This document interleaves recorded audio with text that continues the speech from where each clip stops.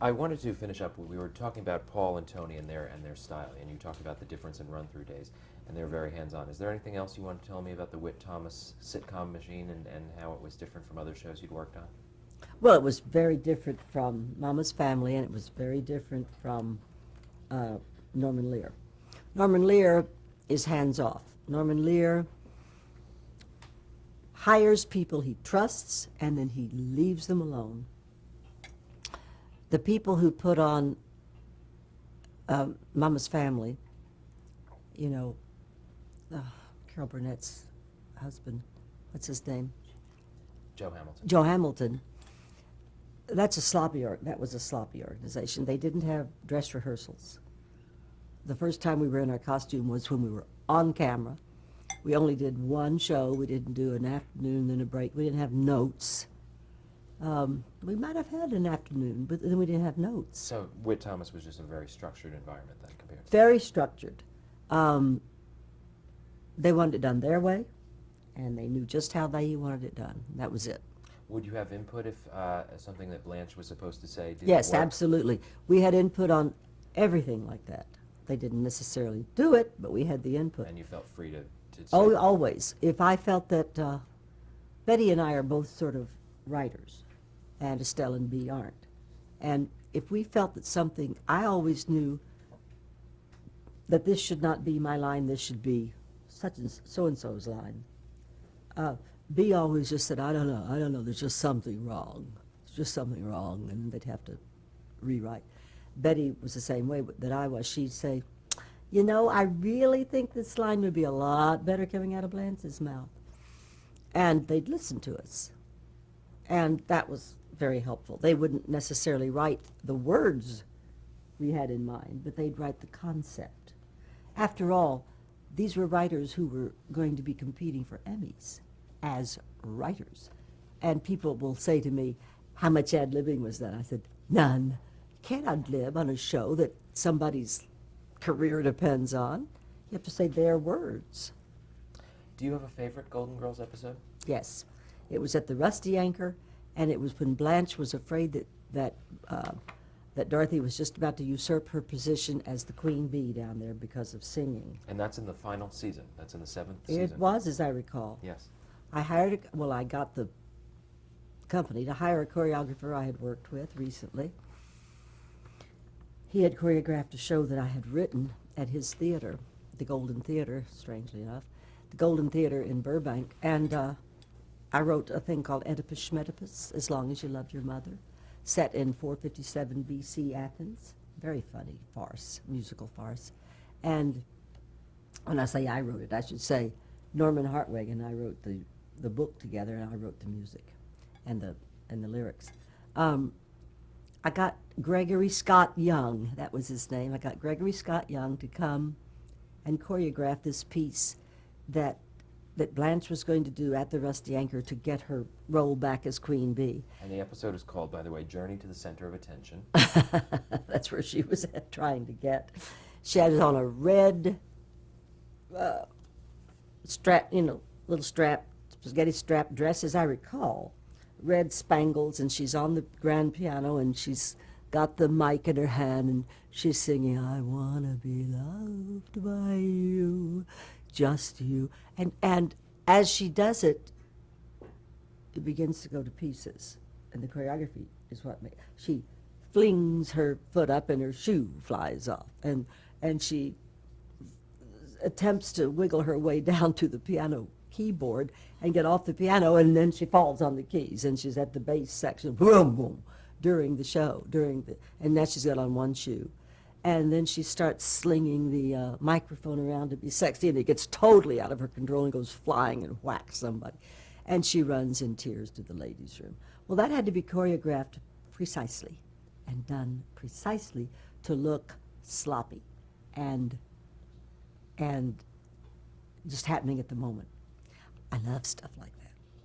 Now, that was a spoof, I presume, of the Fabulous Baker Boys and Michelle Pfeiffer singing on the piano. Did you pick the song? Who picked the song, I Want to Be Loved by You? I thought I did. And why is that? Why that song? I think it's funny. Monroe had done it, Marilyn Monroe.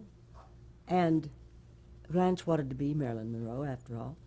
And I thought it was something that could easily fall apart and be made fun of, because if you sing it too slowly and too seriously, it's, I want to be loved by you, just you. You know, it goes, nobody else but you. I want to be loved by you alone. Boop, boop, ba-doop. It's an upbeat number. But she was singing it, oh boy, sexy. And then it just goes to hell, the handbasket. Now, that was the last season. Shortly after that, the show ended in 1992. What were your feelings as the show evolved into something called Golden Palace and moved over to CBS? And what was the premise of that show?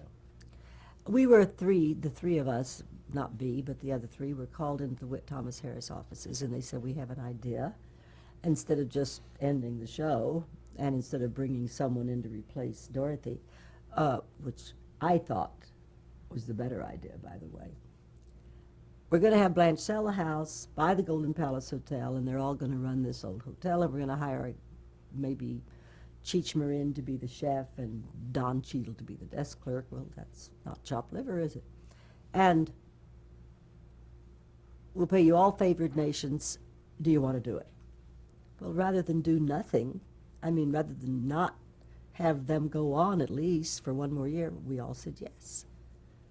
And so we gave it a good old college try, but it wasn't the right thing to do. And why is that? Because it took the center out of the characters as they had been established, particularly Blanche. Well, how did she change? Well, she had to become a businesswoman. She had to run a hotel, and she didn't know how to do that. How'd she learn how to do that? Where'd that come from?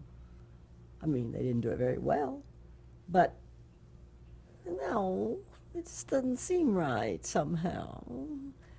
And I believe it often put her at odds with some of the other staff, so it almost made her kind of a antagonist and hard-ass in some of these stories, as opposed to the carefree, love-seeking woman we knew her as. Yeah, I found it very hard to find the way to play that. How did B's departure affect the chemistry you all had when it was just the three of you? What did it feel like being missing B? A little off balance. I think it would have been much better to have another roommate come in, give us that four-legged table again. I think that's what we needed. Why do you think the show Golden Palace was canceled just after that one season? Well, I'm damned if I know. I was in Vienna doing a play. My agent called and said, the day after you get back from Vienna, I've gotten a promise from CBS that they're picking the show up for a second season. We were on CBS on Monday nights at 8, but we didn't tell anybody, so nobody knew we were on. A lot of people didn't know it until it went into syndication recently. Where'd this come from, they said. I said, well, it was on Monday nights, but nobody knew it. I got back home from Vienna, and CBS announced that they dropped the show. Overnight, they changed their minds. I don't know why. I guess because it didn't have as big a ratings as something else did. I don't know what they did the next season. I didn't keep up with that. That's their business. They offered me another show, or maybe it was ABC. I was offered a show called something like American in Paris, or that wasn't it, but Café Americain? Café Americain. I was asked to play the role of the bartender. And I would have gotten paid over $1 million that year if I'd accepted. And I said, no, I don't want to play the bartender. And that role went to Lila Kay, I believe. I have no idea. I never saw it. Sitcom. I didn't like the script. I didn't like the script, and I didn't think Valerie Bertinelli was that funny, beautiful. I just didn't see that. And, I had like 8 lines in each show. I could have called it in. They're going to pay me $50,000 a show. Well, I should have taken it. I could use the money. But I would have felt cheapened. How do you think, what do you think is the effect that playing Blanche has had on your career and how people see Rue? Well, what do you think? They see me as Blanche, except for the people who've seen a lot of TV movies that I've done. there are those, except for the man I married who saw me in Dylan on the stage in 1972, which he mentioned upon our meeting. I saw you play Catelyn in Dylan in 1972, and you've never disappointed me since, and not a word about Golden Girls. I said, oh, will you marry me? There's somebody with taste, you know? I mean, people who think of you as just one character that you've played over a, 50-year career. I've played hundreds of characters, but I'm glad this is the one they remember me as because it's a big success. And was one of my 2 or 3 top favorites anyway. Let's talk about some of the other vehicles you were in. Made-for-television movies. Do you have a favorite of some of the TV movies you've been in? Give me some choices. Well, I know you like The Dreamer of Oz, you mentioned before. Well, I liked it because I got to work with John Ritter, and he was the producer, and it was a beautiful script. I wasn't that nuts about my part. I played his mother-in-law. You played L. Frank Baum's mother-in-law, right? Well, yes, L. Frank Baum. He played L. Frank Baum, and I played his mother-in-law, and the prototype inspiration for The Wicked Witch, incidentally. Which is ironic considering your later Broadway role in Wicked. Isn't life surprising? Yes. Mine certainly is. That was not one of my favorite roles. It was one of my favorite experiences. Okay. Let's see. I can name some others. Name some others. Stolen Babies. No. Rainbow. Topper. Topper was fun. You Topper was appeared a as lot Clara of fun. Topper. Yes, that was fun because I had some really funny scenes in that. You played Liberace's mother in the Liberace TV movie. Yeah. The Man in the Brown Suit, Agatha Christie movie. That was fun. You were opposite Tony Randall, right? Well, I know it's a cast, a big cast in an Agatha Christie movie. yeah, it's a big yes, exactly. How was that fun? Oh, I got to be, first of all, suspect as the murderer, and there was only one person who was not suspect, and that was Zimbalist. Ephraim? No. Stephanie Zimbalist, who was the heroine of the piece and was trying to find the murderer. Well, we can't suspect her. She's definitely innocent, but she suspects me for a while, and then I become her cohort, and the two of us are looking for. Now, that was a lot of fun. I got to pick up Tony Randall and throw him down. The Children of the Bride movies, those were very popular when you did those. I believe there was more than one of those, right? Yes, there were 3. There was the Children of the Bride, the Mother of the Bride, and the Baby of the Bride. Sort of fun to do. Now, in those movies, I believe your character had a late-in-life baby, is that? She had a menopausal baby. Okay. That's the Baby of the Bride Right. movie. She has that baby with, not Patrick Duffy. He played the lover and husband. I think we got married at the end of it, in the first one. And then this marvelous actor from Tulsa, one of my favorite actors, plays the same character in the next 2 movies because Duffy got a series. Okay. Please help me with his name. I don't know. Oh, dear God. He was in Knots Landing. Oh, I'm trying to think which one. He's 13 years younger. He's blonde and tall. And Ted Shackelford? Ted Shackelford. Oh, yes. Darling Ted Shackelford played my husband in The Baby of the Bride and in The Mother of the Bride. The first one was The Children of the Bride, and that was Duffy. Those were, lukewarm. But they did well. To have spawned 2 sequels, certainly it did well. Believe me, darling, they did beautifully. But you're talking about interesting roles. Right. Well, let's talk about some interesting guest starring roles. What are some of your favorite guest starring appearances you've made on other shows? Well, I don't think it's a guest star, but I loved playing the Mother Superior in Nonsense because I have that one scene that had to be choreographed Right. where she sniffs the glue and then goes goofy Right. and falls down and, it's And those are in some televised plays. Those are televised plays, like Nonsense. As long as we're talking plays, were there other plays that you had favorite moments in? The Women, the recent revival of the Women? No. House of Blue Leaves. House of Blue Leaves, I played Bananas. finally got to play Bananas. I wanted to play Bananas in the original House of Blue Leaves, but I didn't get the role.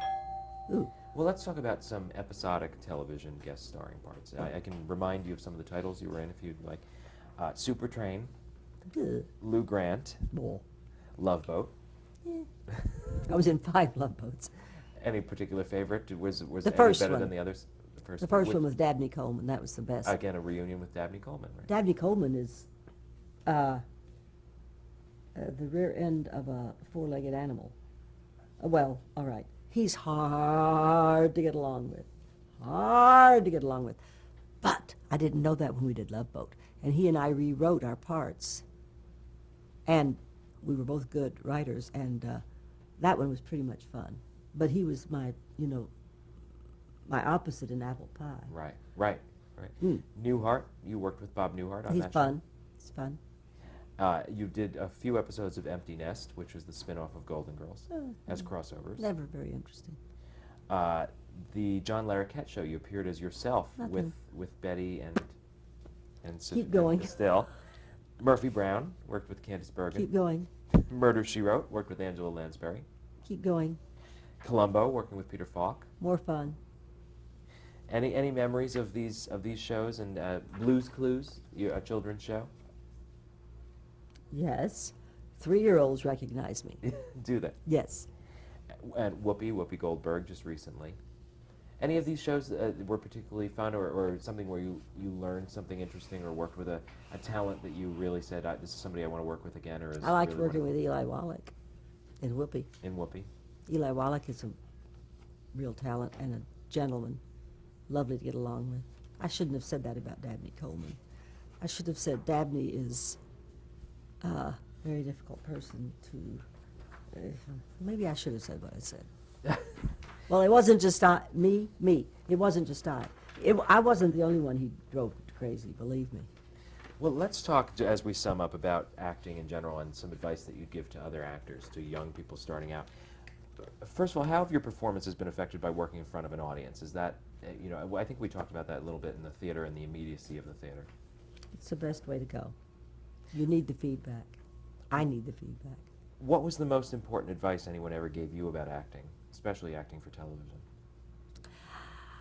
I had a director named Barney Brown at the Pasadena Playhouse who said I was going to be playing a larger-than-life character named Hanny in a Lynn Riggs play called, well, he wrote Green Grow the Lilacs, which became Oklahoma. This one's called Roadside.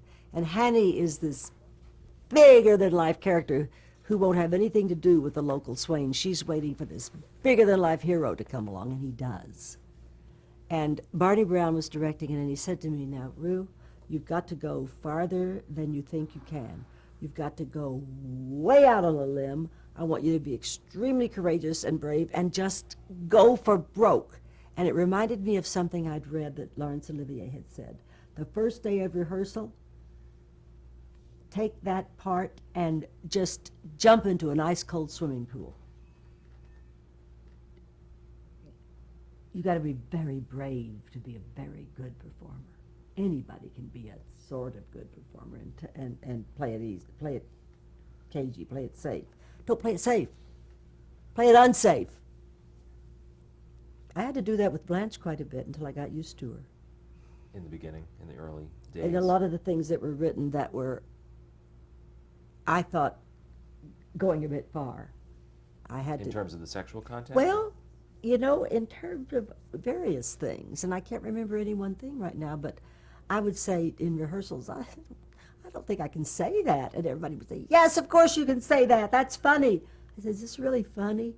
I'm afraid it's just a little too harsh, because she would say some pretty harsh things.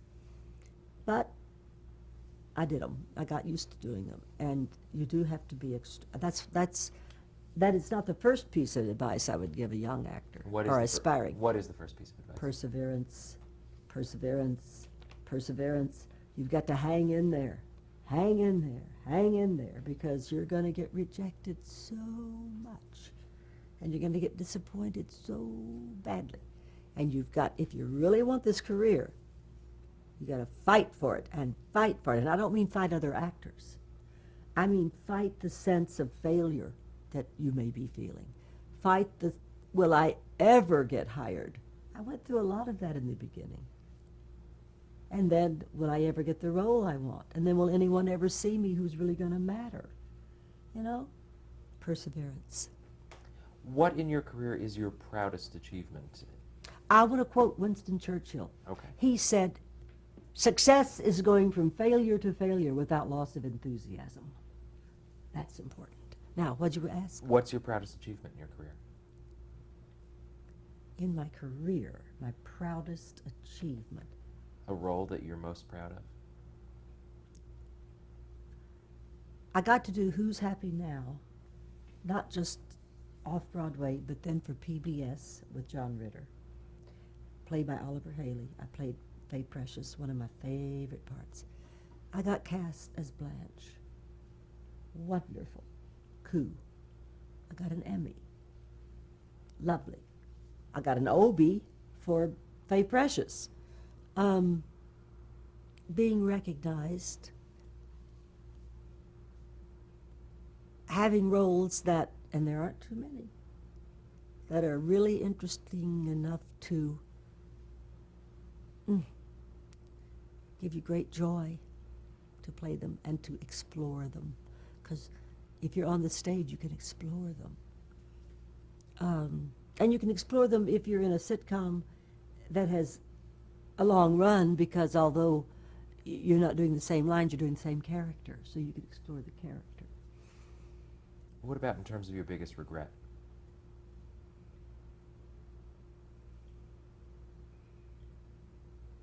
In my career? Mm-hmm. I don't have any. How would you like to be remembered? As alive. And what are you working on now?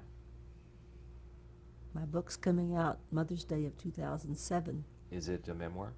It's a memoir called My First 5 Husbands and the Ones Who Got Away. Yeah, it's career and personal life together. It sounds like Blanche might have written something titled that. I know she was married to George for a long time, but other than that, it sounds like she could have written that herself. Yeah. Maybe there is more similarity between us than I realize. Well, thank you very much. But you've got to ask me my proudest achievement in life. Oh, of course I do. My son Mark, the jazz guitarist. Whose work is hanging on the wall behind you, right? He's also an He's artist. also an artist. He builds, he paints, he draws, he plays marvelous jazz guitar. Is that how you do it?